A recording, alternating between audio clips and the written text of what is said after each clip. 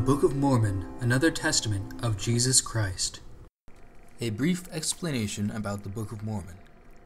The Book of Mormon is a sacred record of peoples in ancient America and was engraved upon metal plates.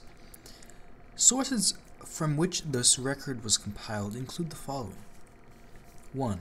The plates of Nephi, which were of two kinds, the small plates and the large plates. The former were more particularly devoted to spiritual matters and the ministry and teachings of the prophets, while the latter were occupied mostly by a secular history of the peoples concerned.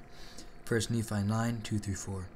From the time of Mosiah, however, the large plates also included items of major spiritual importance. 2. The plates of Mormon, which consist of an abridgment by Mormon from the large plates of Nephi, with many commentaries.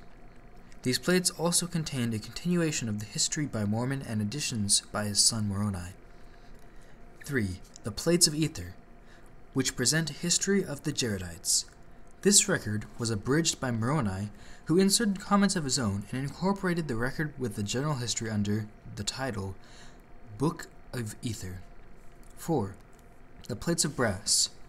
Brought by the people of Lehi from Jerusalem in 600 BC, these contained the 5 books of Moses, and also a record of the Jews from the beginning down to the commencement of the reign of Zedekiah, king of Judah, and also the prophecies of the holy prophets. 1 Nephi 5, 11-13. Many quotations from these plates, citing Isaiah and other biblical and non-biblical prophets, appear in the Book of Mormon. The Book of Mormon comprises 15 main parts or divisions, known with one exception as books, usually designated by the name of their principal author. The first portion, the first 6 books, ending with Omni, is a translation from the small plates of Nephi. Between the books of Omni and Mosiah is an insert called the Words of Mormon. This insert connects the record engraved on the small plates with Mormon's abridgment of the large plates. The longest portion, from Mosiah through Mormon chapter 7, is a translation of Mormon's abridgment of the large plates of Nephi. The concluding portion, from Mormon chapter 8 to the end of the volume, was engraved by Mormon's son Moroni, who, after finishing the record of his father's life, made an abridgment of the Jaredite record, as the Book of Ether, and later added the parts known as the Book of Moroni. In or about the year AD 421, Moroni, the last of the Nephite prophet historians, sealed the sacred record and hid it up unto the Lord, to be brought forth in the latter days, as predicted by the voice of the Lord through his ancient prophets.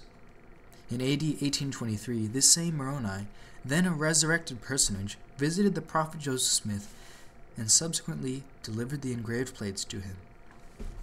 About this edition.